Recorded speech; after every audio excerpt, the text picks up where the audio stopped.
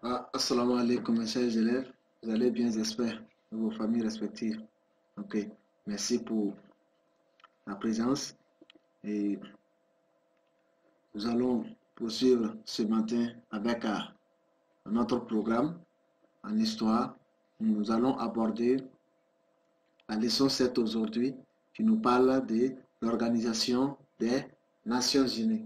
Donc, précédemment, nous avons eu à parler de la guerre mondiale, la seconde guerre mondiale plus précisément, dans le monde et dans le continent africain et particulièrement au Burkina Faso, nous avons vu les causes de cette guerre, les conséquences aussi, qui n'étaient pas petites.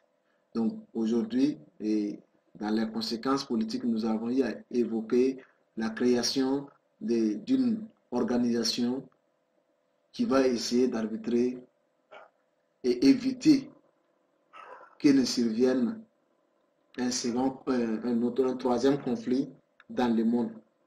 Et cette organisation, c'est ce qu'on va appeler l'ONU, l'Organisation des Nations Unies.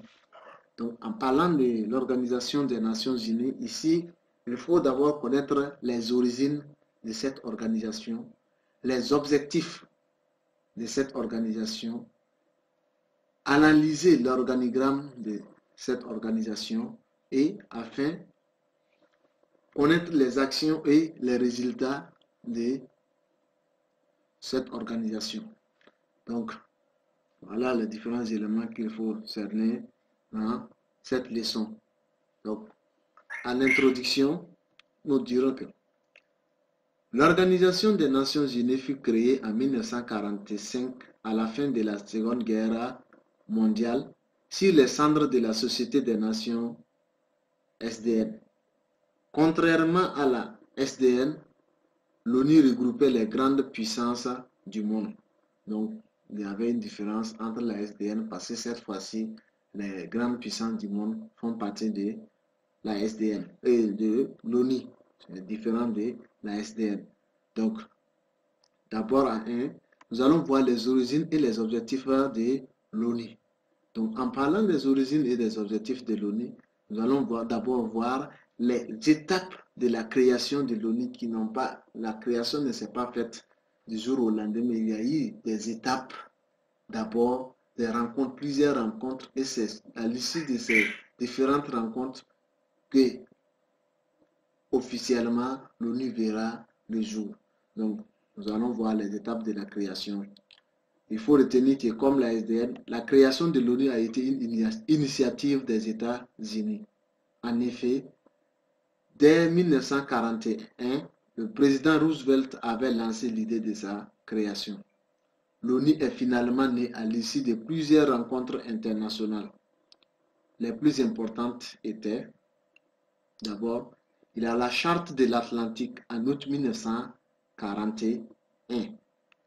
Donc, signée par le premier ministre britannique Churchill et le président américain Roosevelt, la Charte de l'Atlantique a été publiée le 14 août 1941. Elle contenait les principes de la future organisation des Nations Unies. Donc, en parlant de la Charte de l'Atlantique, voilà ce qui a été fait là-bas. C'est les principes de la future organisation qui ont été rédigés dans cette charte. Donc, deuxièmement, il faut ajouter la conférence de Moscou en URSS en octobre 1943. À cette conférence, les États-Unis, la Grande-Bretagne, la Chine et la Russie mirent en place les grandes lignes de la future organisation. Donc, à partir de cette organisation, les grandes lignes furent tracées pour pouvoir aller vers d'autres étapes. Donc, troisièmement, il faut retenir que la conférence, il y a eu aussi une conférence de Dumbarton aux États-Unis de septembre à octobre 1944. Donc, à cette conférence, les structures de l'ONU sont définies. Donc, retenez surtout qu'à cette conférence, les structures de l'ONU ont été définies. Et Donc, l'ONU était presque prêt pour être fonctionnel. Maintenant, il y a eu une autre conférence, la conférence de Yalta en Ukraine en février 1945. À Yalta, retenez que Roosevelt persuada les alliés d'adhérer au projet de l'Organisation des Nations Unies. Donc, à cette conférence, il faut retenir qu'il y avait quelques alliés comme la France qui étaient un peu réticentes de l'organisation, de s'intégrer à cette organisation. Et c'est lors de la conférence de Yalta que Roosevelt va les persuader de s'adhérer à cette organisation qui semble être mondiale. Donc, enfin, il y a la conférence de San Francisco aux États-Unis le 26 juin 1945. À cette conférence, la Charte des Nations Unies comportant 114 articles fut signée par 51 pays. L'ONU était née, son siège fut établi à New York aux États-Unis. La Charte des Nations Unies entra en vigueur le 24 octobre 1945. Donc, il faut retenir que la Charte des Nations Unies est rentrée en vigueur le 24 octobre 1945. Voilà les différentes étapes de la création de l'ONU. Donc, après, nous allons évoquer maintenant les objectifs de l'ONU. Il faut surtout retenir que les objectifs de l'ONU sont, entre autres, d'abord, préserver la paix dans le monde et garantir la sécurité internationale par des moyens pacifiques ou par l'engagement des forces armées si nécessaire. En plus, assurer le respect du droit des peuples à disposer d'eux-mêmes, promouvoir les droits de l'homme et des libertés fondamentales. Donc, de promouvoir les droits de l'homme et des libertés fondamentales. Il y a aussi promouvoir le désarmement. Donc, l'ONU prône surtout le désarmement des grandes nations qui avaient des armes toxiques comme les bombes atomiques. Il y a aussi, enfin, de développer entre les nations des relations amicales dans le respect de l'égalité des peuples. Donc voilà les différents objectifs que s'est fixé l'ONU à sa création. Donc après les objectifs, nous allons voir maintenant le fonctionnement des différents organes de l'ONU. Les différents organes de l'ONU. En parlant des différents organes de l'ONU, il faut surtout retenir que pour le fonctionnement de l'ONU, l'ONU a des principaux organes et il y a des organes spécialisés ou des institutions spécialisées. Donc, nous allons voir d'abord les principaux organes de l'ONU. Donc, en parlant des principaux organes de l'ONU, il y a ou encore appelés les principales institutions de l'ONU. Premièrement, nous avons l'Assemblée générale. Donc, en parlant de l'Assemblée générale, il faut retenir qu'elle est composée de tous les États membres. Actuellement, on est à 193 plutôt États. Elle élit un secrétaire général et vote des recommandations à la majorité des 2 tiers. Donc voilà ce que nous pouvons dire de l'ONU. Donc pour pouvoir prendre une décision, il faut que les 2 tiers votent la loi. Donc, en plus de l'Assemblée générale, il faut aussi noter le Conseil de sécurité. Composé de 15 membres, il détient le véritable pouvoir. Son rôle est d'assurer la paix et la sécurité internationale. Seuls 5 membres permanents, États-Unis, Russie, Grande-Bretagne, France, Chine, disposent du droit de veto. Les 10 autres membres sont élus pour un mandat de 2 ans selon une répartition régionale. Donc, voilà le rôle du Conseil de sécurité. Il est composé de 15 membres et ces 15 membres détiennent plutôt le véritable pouvoir. Maintenant, au sein des 15 membres du Conseil de sécurité, il faut retenir qu'il y a les 5 pays qui ont le droit de veto qu'il faut connaître. Donc, ces 5 pays, on a d'abord les États-Unis, la Russie, la Grande-Bretagne, aujourd'hui appelée Angleterre, la France et la Chine. Voilà les 5 pays qui disposent du droit de veto, qui les permet aussi d'avoir une certaine force au sein du Conseil de sécurité des Nations Unies. Donc il faut retenir qu'aucune décision au Conseil de sécurité ne peut se prendre sans l'accord des 5 membres permanents. Donc pour pouvoir prendre une décision, il faut un accord des 5 membres permanents pour que cette décision soit valide. C'est tout quand il s'agit des votes. Ok. Il faut aussi retenir il faut ajouter qu'il y a le secrétariat général. Oui, le secrétariat général. Aujourd'hui, quand on parle du secrétariat général, il faut savoir qu'il assure l'administration permanente des Nations Unies. Le secrétaire général est élu pour un mandat de 5 ans, renouvelable, sur proposition du Conseil de sécurité. Le Norvégien Trygve fut le premier secrétaire général de l'ONU à partir de 1946. Et l'actuel secrétaire général de l'ONU, c'est le Portugais. Et avant lui, il y avait Ban Ki-moon, qui était un Nord-Coréen, qui a été remplacé par un autre qui est portugais. Oui, en parlant du secrétaire, l'actuel secrétaire général de l'ONU, le nom c'est Antonio Guterres. Il a remplacé Ban Ki-moon depuis le 1er janvier 2017. Donc voilà ce que nous voulons compléter à ce niveau. Et en plus du secrétariat général, il faut retenir aussi qu'il y a le Conseil économique et social. Donc, en parlant du Conseil économique et social, il faut retenir que cet organe coordonne les activités économiques, sociales, culturelles relatives aux droits de l'homme des Nations Unies et de ses agences spécialisées telles que l'OMS, l'Organisation mondiale de la santé, l'UNESCO, Organisation des Nations Unies pour l'éducation, la science et la culture, et la FAO, Organisation des Nations Unies pour l'alimentation et l'agriculture.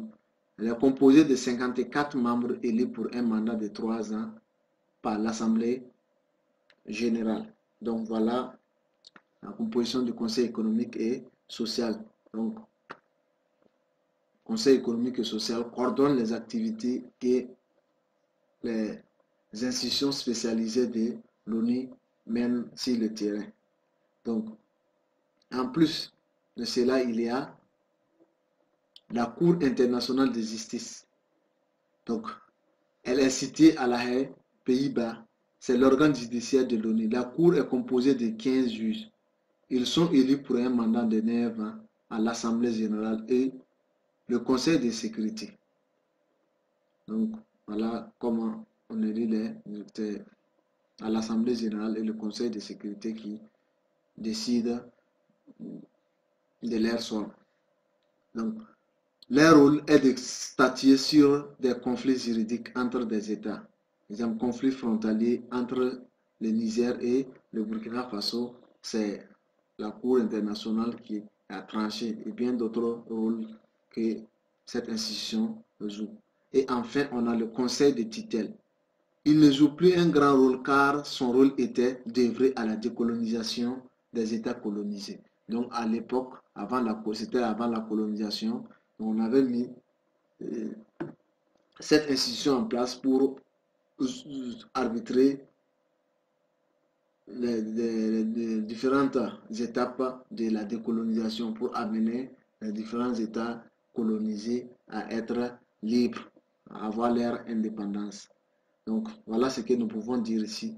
Et deuxièmement, nous allons évoquer maintenant les institutions spécialisées de l'ONU. Donc en parlant des institutions spécialisées de l'ONU, Elle travaille sous le contrôle du Conseil économique et social en des lieux divers. Certaines institutions sont très anciennes. Il s'agit entre autres des institutions financières, FMI, Banque mondiale, des institutions à vocation alimentaire, PAM, Programme alimentaire mondial, FAO, Aide aux réfugiés, le HCR, le Haut Commissariat des Nations Unies pour les réfugiés, aux malades, OMS, aux enfants, comme l'UNICEF, et aux sciences et à la culture, UNESCO. Donc voilà les différents organes spécialisés de l'ONU qui œuvrent tous pour le développement de l'humanité. Donc, voilà ce que nous pouvons dire de ces points. Et nous allons progresser pour voir maintenant les actions et les résultats de l'ONU. Donc, en parlant des actions et des résultats de l'ONU, il faut surtout retenir que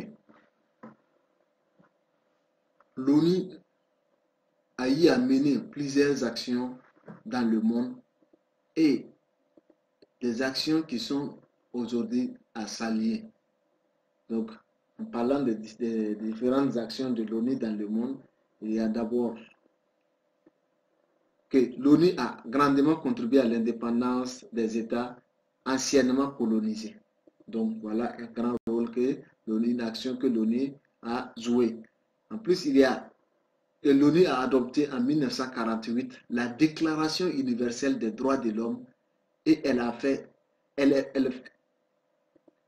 fêtée chaque 10, pour moi, elle est fêtée chaque 10 décembre de chaque année, la journée des droits de l'homme. Donc, dans le monde de nos jours, chaque 10 décembre correspond à la journée internationale des droits de l'homme.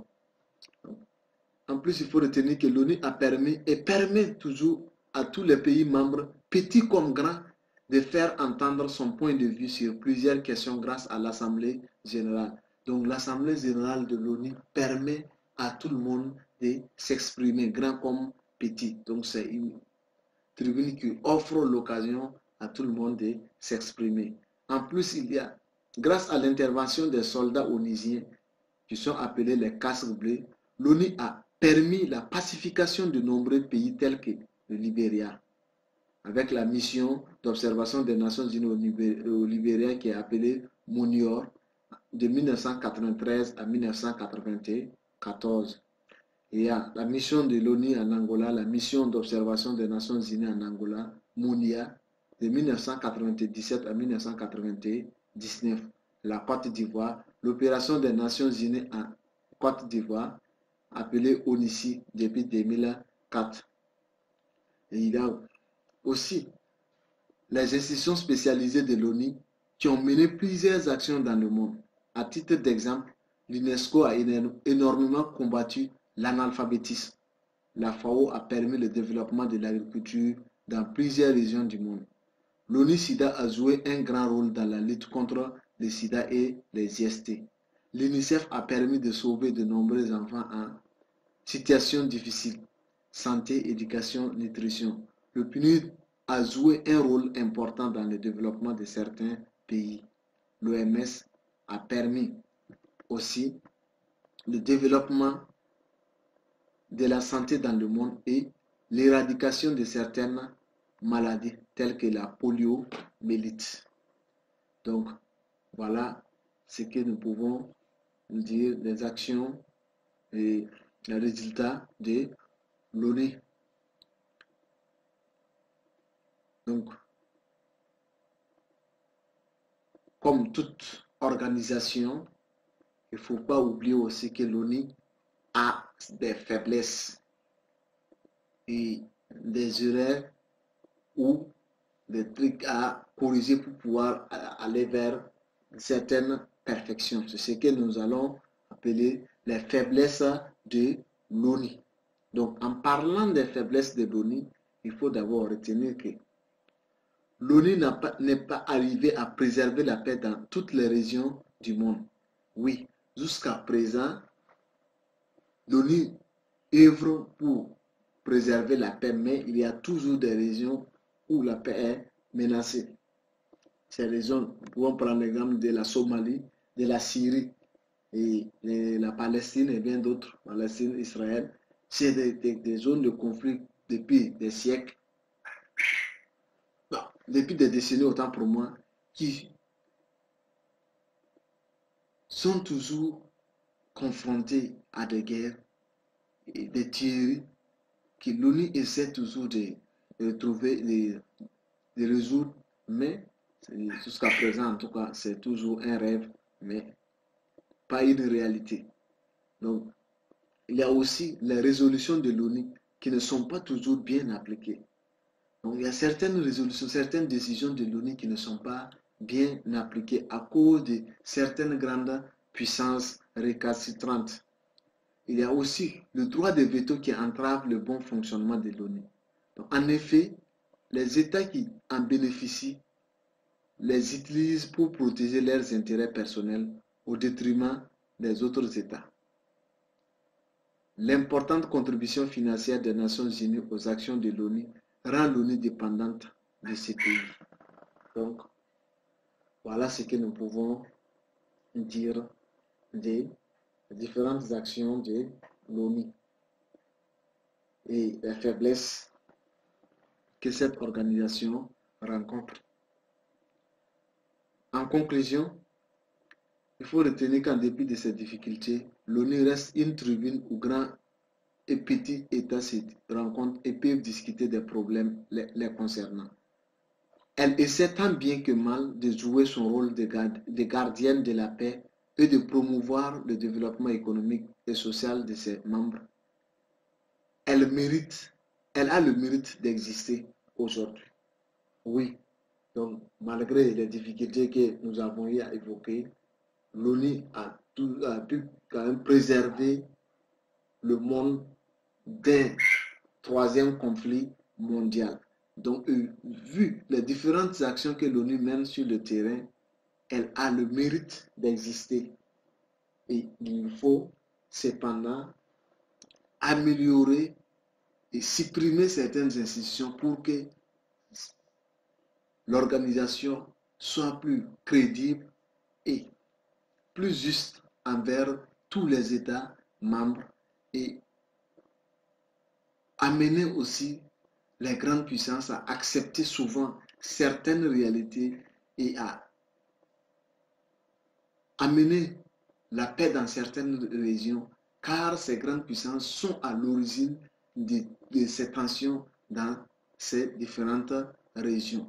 Donc, pour pouvoir résoudre ça, il faut vraiment que ces grandes puissances acceptent souvent les décisions qui seront prises pour pouvoir permettre réellement le retour de la paix ou pouvoir permettre d'appliquer pas mal de décisions que l'ONU prendra dans ses assises à l'Assemblée générale surtout.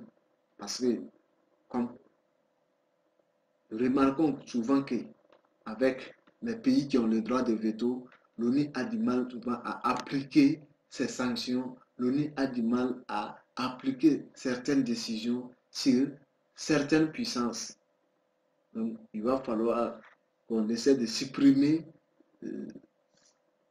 certains privilèges pour permettre à tous les pays d'avoir les mêmes places, les mêmes droits au sein de cette organisation pour que l'organisation retrouve réellement son objectif recherché. Donc, merci pour votre attention et à la prochaine.